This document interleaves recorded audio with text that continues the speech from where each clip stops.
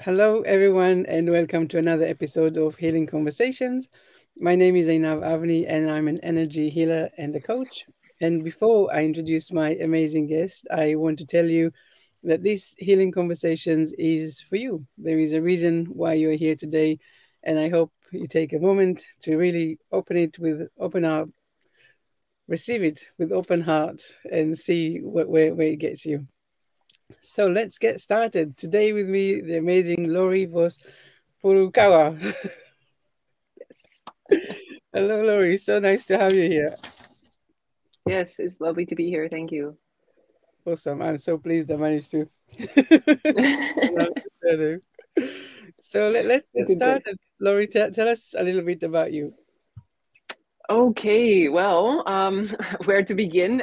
So I'm originally from Canada. I grew up in rural Canada, a country girl, and then I didn't have such a healthy upbringing in terms of the food that I ate. My parents did the best that they could, but I also had a grandma really nearby, and she had lots of junk food, and I loved it, and I ate lots, and I always, we heard at school in health class and stuff about things like, sugar's bad or junk food's bad, but I remember just being like, I don't care, it doesn't seem like it's bad, right? But actually, my when I look back now, I can see my health was quite poor because of the things that I was doing.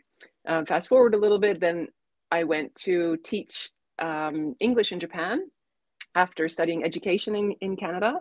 And then that's where I met my husband. And I was actually planning to leave Japan. And just before leaving, I met him. So then I decided to stay longer, got a new job. And yeah, then we lived in Japan for a couple of years together, moved to China. And then when we were to move to China, just before moving to China, I had to get some vaccines. And that's when my life really made a big change. As I said, like even from a younger girl, I had a lot of poor health choices that I was making. And then when I got these vaccines, which I had other vaccines in the time as well in my life, but these particular three vaccines, which is crazy because I can't even tell you which they were. That's how naive I was with my health at the time. They immediately after receiving all the dosages, I started having health problems.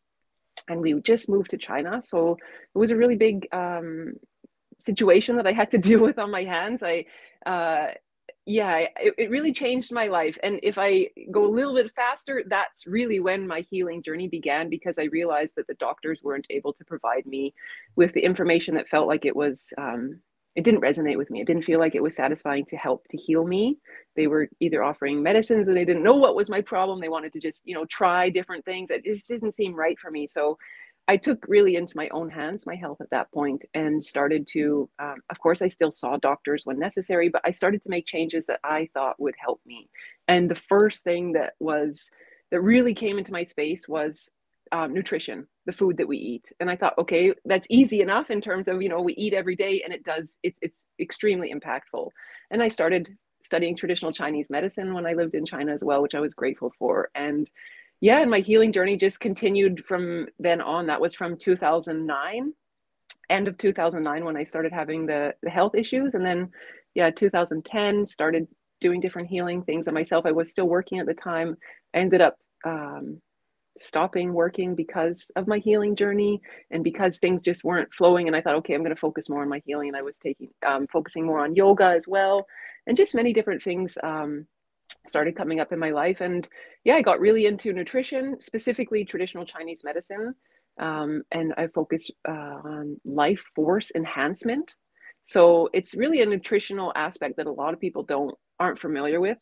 And it goes actually sometimes quite against the pun intended against the grain of what we hear a lot of things now for like fad diets and different things for helping us to lose weight, for example, and things like this. And yeah, I also studied Reiki. I'm a Reiki master as well. I got that on the way. Like I said, I took a lot of healing modalities and different things because I was really predominantly focusing on healing myself and getting all the tools that I could to help myself.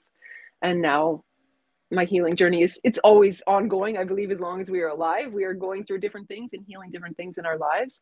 But now I'm finally, the last couple of years, already at a space where I'm able to share this information with other people and to help others to empower themselves as well, because I think it's so important when we have these tools in our kitchen and our fingertips, stuff like Reiki. You know, these things are available to us all the time. We're always eating, and the Reiki energy as well, or yoga poses. These things are just, you know, they're simple and something we can all have access to. So I'm really working on helping to share that with people who are interested to really take their power back and become, you know, more in control of their health. Amazing. Thank you for sharing your story. And but let's start unpicking a little bit of all of that. I mean, so the last thing that you said was about the energy. What did you call it? The energy restoring something. How did you call it? I said life force enhancement. Did I say something That's like this? Is that what you're that's what you referring to? said. Yes. Just I don't know. I'm called to ask about this specifically first. Tell me a little bit about that. What does it mean, and what is it? Sure. So we all basically have like a battery pack. We can think of it like that we're born with this, like our cell phones or our mobile phones, right? We have this like cell battery. It shows us how much power we have. So let's, for example, say ideally we're born with a full battery pack, and we get that energy from our mother, right? Naturally. But if she's having issues, if she has health issues, if she's having lots of trauma or different things, we already as a baby will have a little bit harder time perhaps. And it's no fault of our mothers. It's no blame game here, but Mm, that's just how life is, and it's how we have to deal with things. So that life force, as we continue to grow, naturally depletes, because that's the way our life goes. And when we're at the end of our life, it's like there's no life force left, right? So mm, the idea in terms of nutrition is we want to be eating foods that are going to help replenish that loss of life force. It's a natural loss of life force, just living and breathing and being alive. We're depleting. That's normal.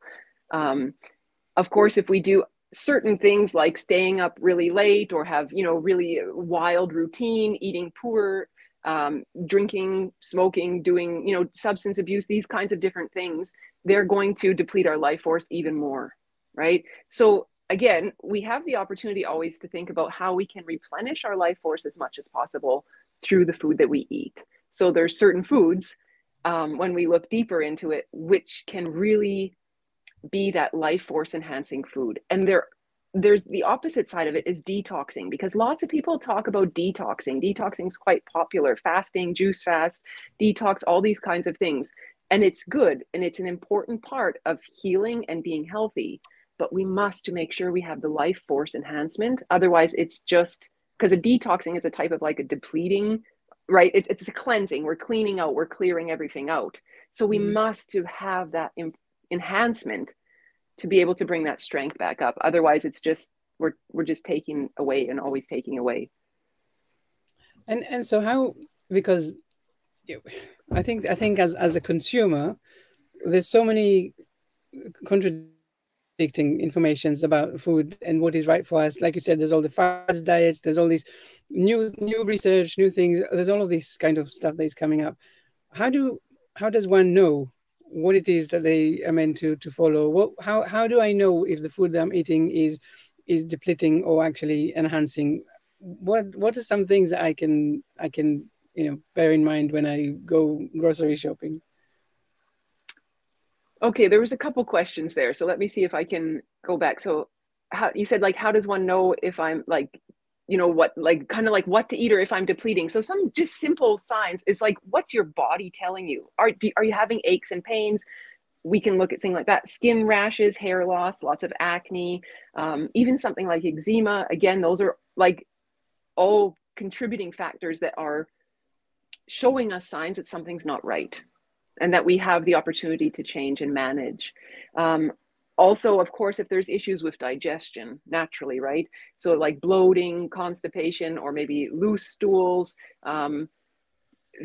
weight gain, all kinds of things that can be coming with digestion, cramps. Of course, if we get into like celiac disease or IBS, those kinds of things more serious, but that's where we're going to know already there's some issue that we can look at, right? So when we think about now, if we want to go to the supermarket, what's the best foods?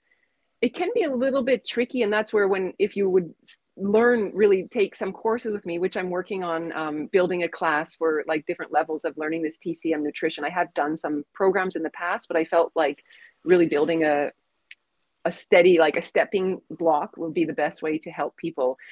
So we can look at exactly what's the issue that you're dealing with, and then how, because there's actually two factors. We talk about life force enhancement, so eating foods that are bringing life force into us.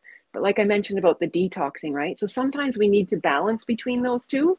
So it depends on your condition, what we would need to move forward with. And in terms of a very general way to look at what foods would be most beneficial for you, we think about the foundational, like in a food pyramid that we have from the work that I do from the traditional Chinese medicine perspective, actually whole grains are at the bottom. And in today's diet, most people don't eat whole grains in the whole form. I'm not talking about like cornflakes in the cereal or bran flakes or oat bran or these different like processed ones. The whole grain. This is the absolute foundation, and it is key for everybody. And now some people might think, well, what about celiac disease? Or people are saying wheat or gluten-free or these kinds of things that come up. And it's coming up more and more common nowadays, right? The problem is, unfortunately, in our food supply, we've used a lot of chemicals on the grains. And this has altered the grain itself, but it also alters our microbiome in our stomach, in our gut. And this is what is causing the problem. So always, as best as we can, going for organic. And there's a proper way for prepping the grains that we eat. It's not just cooking them, soaking them, doing different processes to help the digestibility. That helps our body be able to bring in the nutrients that we are providing for it. And these carbohydrates, which have a really bad name today, that's why I was saying about some of these fad diets. And like, for example, the keto diet, really popular, no carbs, right? I would suggest such a diet for a potential healing protocol for certain situations, but it's not sustainable for lifelong, because carbohydrates provide our body with the most readily available energy source. The proper carbohydrates, like whole grains, not processed foods, not breads, crackers, cookies, pastas, these kinds of things. Those things are the ones that cause us problems. So we really want to move to whole grains. And if you are really having a problem, you still might say that's rubbish what you're talking about. We would work through an elimination process and then start reintroducing even out of the whole grains. Some of them are easier to digest than others. So we would work together to start re-implementing, because these are the life force enhancing healing foods that, like I say, they're the foundation for healing. And it's imperative that we start to implement them more. Does that answer your question? Well, it does, and then it brings another 50, 100 other ones, because so basically what you're saying, we are differentiating, of course, between people who are, I guess, I'm going to say healthy, but I guess I'm using the word healthy as ones that not necessarily suffering with anything that they necessarily know of, because as you say, we are all full of so much toxins and stuff anyway that I guess there is no such thing as immediately healthy. But what I'm hearing from you saying is that really when we come to work with anyone that is suffering with any symptoms or discomforts and stuff, we really need to look at what it is, what are the symptoms, what it is that they are having at the moment. Like you said, there's different skin situations or digestive and stuff like that. And then with that, I guess we are building what it is that they should or shouldn't eat. Because I guess if someone, I guess it's not just one size fits all, right? There's really each case to its own, and what are the symptoms and what are the challenges. Yes and no. We can, of course, if someone has a specific health problem, we can dig deeper and say, okay, you should be incorporating these foods, or these foods are better for you. Like food is our medicine, right? That kind of concept. Or really avoid these foods because they're really hard for you right now to digest, or they're damaging for you, that kind of thing. But there is also a very general, like we can, like I say, like a food pyramid, whole grains, vegetables, fruits, and, like these kinds of things. That's very general, that it's like basic for everybody. So we can, like I say, get more specific to say you should be incorporating these things. They're going to be that medicine that you need. But it's also quite, the foundation is still the same for both. That's the reality, right? We still work on the whole grains as a foundation, and then we just can tweak it individually. But definitely there's a very like a general approach that can be applied for the general population, let's say. Right. So tell me, in your studies, what maybe one or two things that surprised you as you were studying them? Oh, that's a good question. Um, I think actually healing or hearing that whole grains are so healing. I feel like that's something that I heard like kind of years ago when we maybe studied the nutritional pyramid like back in school or something. I think whole grains were on there, but we never focused on it. We never thought about it, and it's like it was never something that was part of my life. Like maybe once in a while I'd have rice, but not necessarily even brown rice.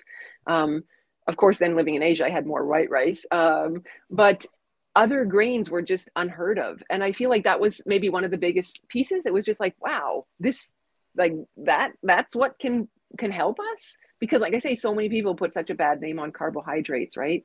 Mm. That's one. Another thing that really is so that stood out, or I don't even know. There's so much. I feel like in general, the simplicity of it. It doesn't have to be that you are going out and buying supplements. You don't have to be going out and buying these all the superfoods that are out there and all these, like I say, the propaganda kind of thing, or the advertising, all these marketing schemes that are thrown at us. It's simple. We are actually going back to our roots, essentially.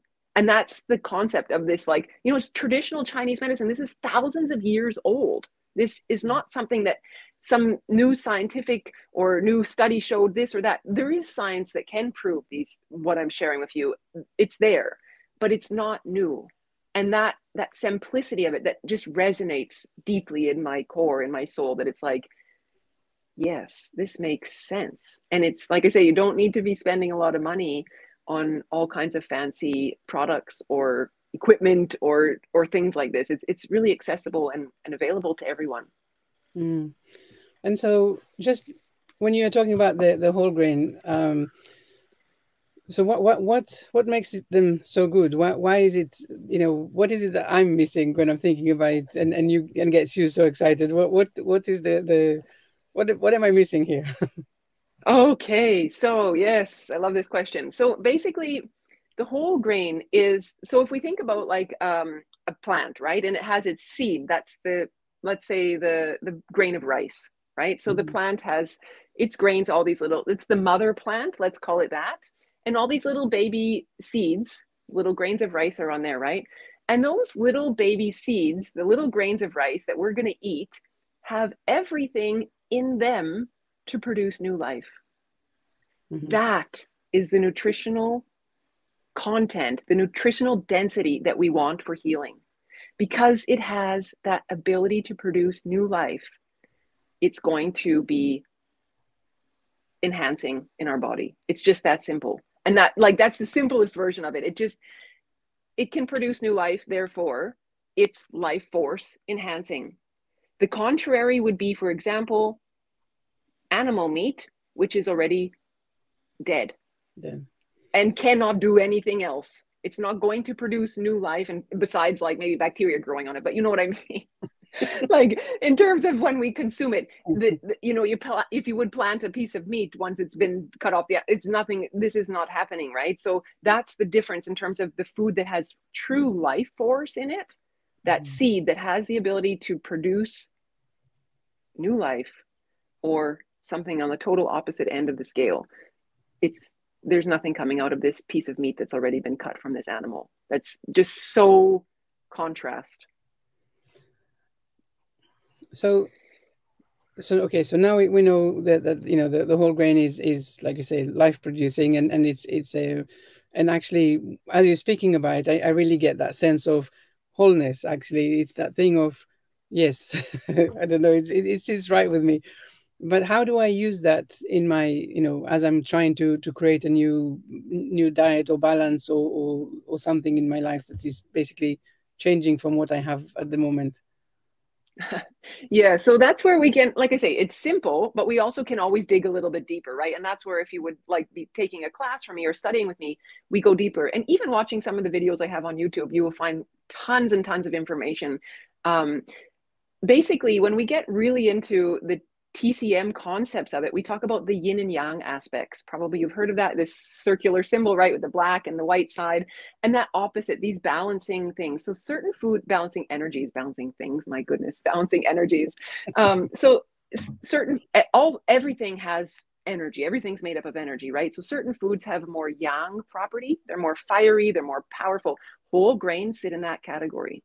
And certain foods, for example, like vegetables, are more yin producing. They're colder. Even if they're cooked, they are more cooling, which is detoxing, right? So there's already this difference of types of foods that we can have. And if you really want to think about, like you say, how I can incorporate, the best advice I would say is how can you incorporate the whole grains for your breakfast?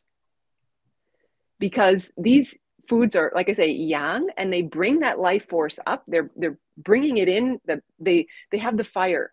When we Mm. wake up in the morning, we're just still sleepy. Like the sun is just rising, right? Like the heat of the earth. It's a very universal approach as well. It really resonates with the universe. The sun is just rising. We start to wake up ideally in the morning. Our digestive fire is just starting to wake up.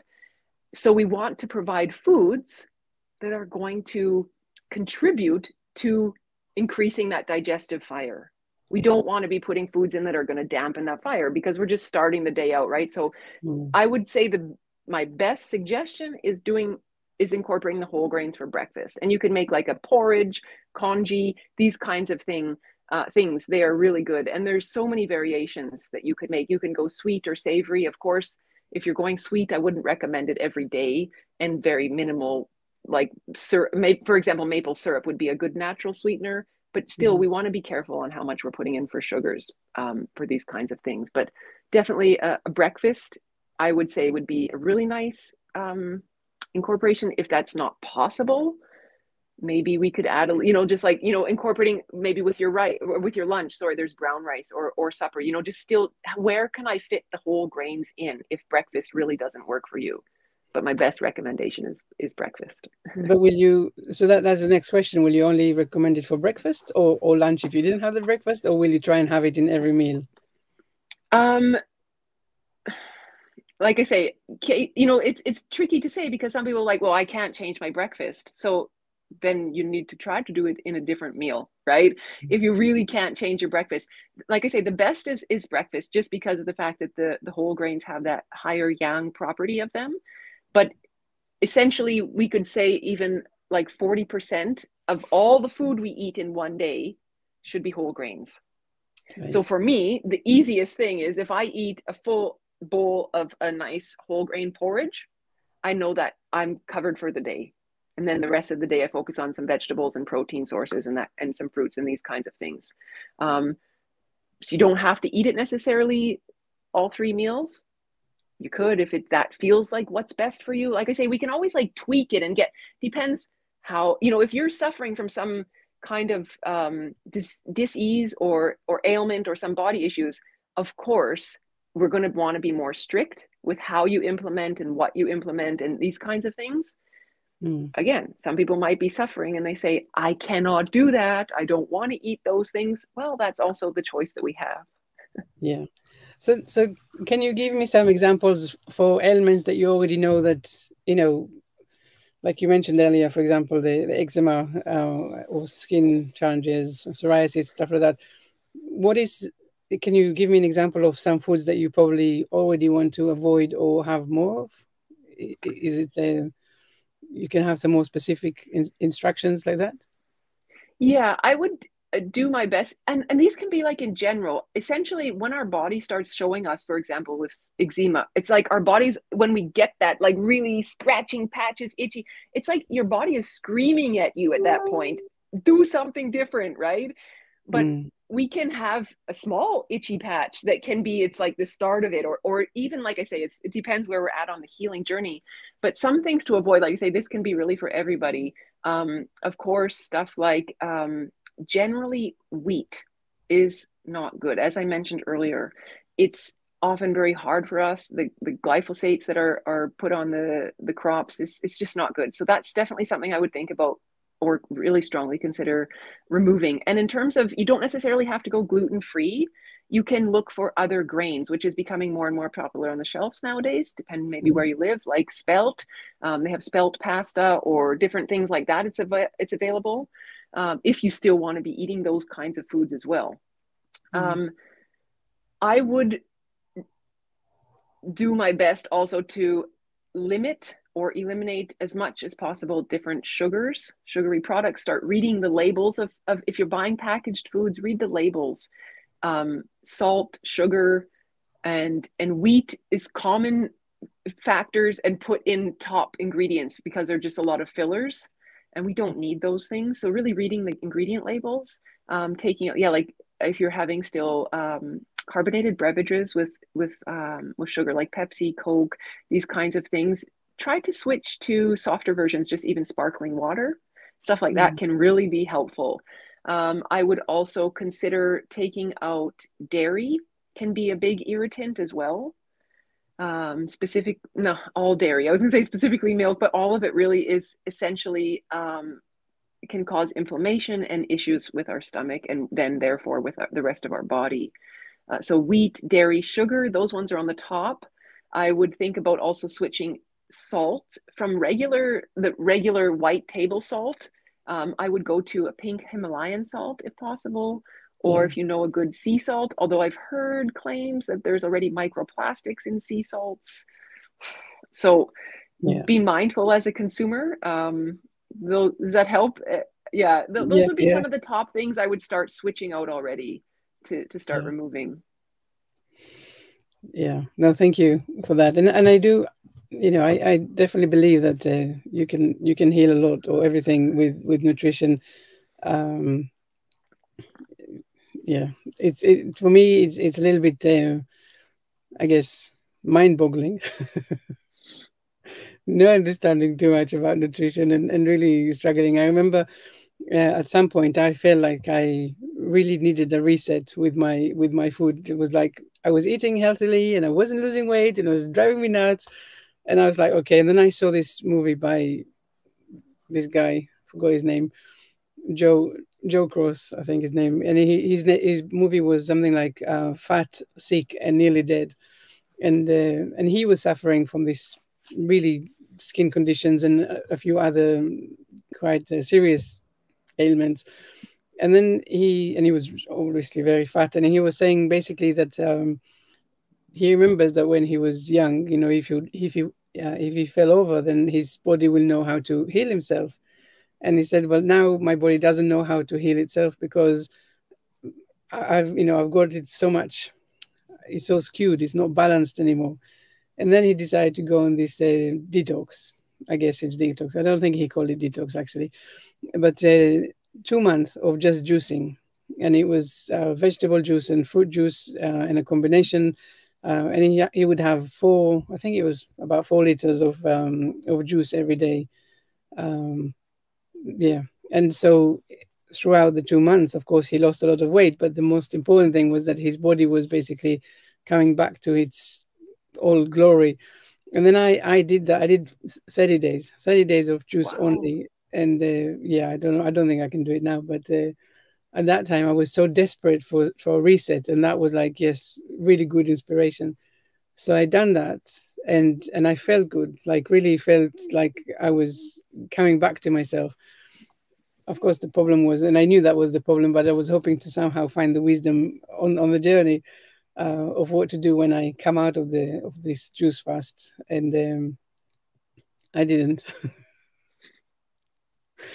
So I still have the memory of how good I felt, but still feeling again very confused about nutrition. And of course, like you say, we know some things are not good for us, like sugars. I only intellectually know that. I have sugar all the time, but Yeah. Yes, I hear you. It's a challenge. That's really great that you've tried the 1 month. That's intense amount of time. I've done a lot of fasts, but I never did for 1 month. So well done. But you're right, exactly. The coming off of a fast is really important. And like you say, the maintenance, right? How do you maintain? It's not, oh, okay, so I should eat 2 or 3 days of this or something. Because it's like the more days we fast, the more time we should be careful for reintroducing foods. Mm. Um, which, like I say, there's so that's where it's like I feel like there's a lot of information out there that people aren't really aware of in terms of when they get into detoxing. And I just actually came off of a 3-day juice detox. Today's my first day back at eating, and exactly, it feels so great to have that, just juice, fruit juice, and vegetable juices. It's so beautiful. It feels so good. And so many people say, you are so healthy already, why do you keep doing it? It's like, it's maintenance for me, Yeah. and it's just without, I have missed, I tried to do every month, actually, 1 or 2 days or 3 days, like this kind of thing. And it's a beautiful feeling. It's a beautiful reset. And really the key is knowing also how to come off of the fast and to eat good foods for the rest, till the next weeks, until the next fast again. So you build up that life force. That's what we want to do, right? Too. And of course, we don't want to do a fast and lose weight and feel all good. And then all of a sudden we start eating all those things that we had previously been consuming, and everything comes back. Yeah. I've been there before also. Yeah. I I'm there. understand. I am there. Yeah. But it sounds like the classes that you have would be very interesting. So I would definitely want to find out more about that later. And so also, of course, just to mention that I will add all of your links to all the chats wherever I upload them, so people, me included, can find out more about the classes. So Lori, we're coming to the end of our conversation. I can't believe it's went so fast. Yeah. What is one message or something a tip that you want listeners to go away with?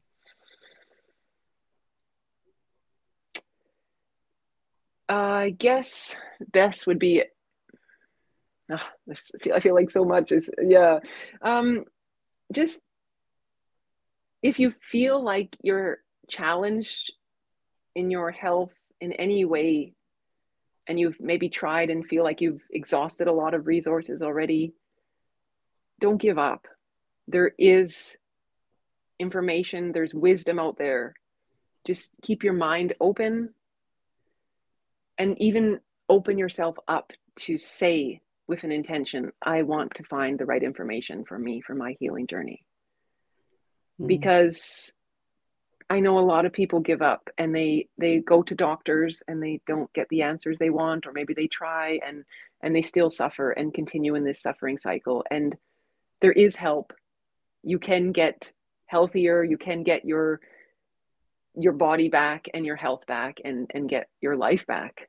You can do it. So just open up to be able to receive the information. You just reminded me actually of one of my past clients.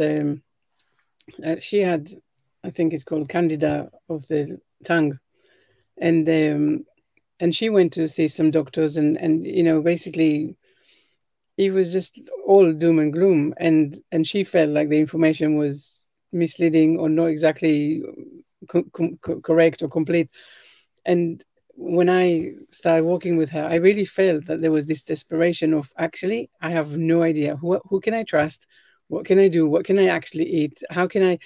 So I'm really happy that you're bringing some of this clarity to people, and of course with the classes and stuff, because yes, I think this message is so important. If you're not getting the right results, or that you don't feel that you're getting the right messages, don't give up. Go and find someone, or more information that does feel right.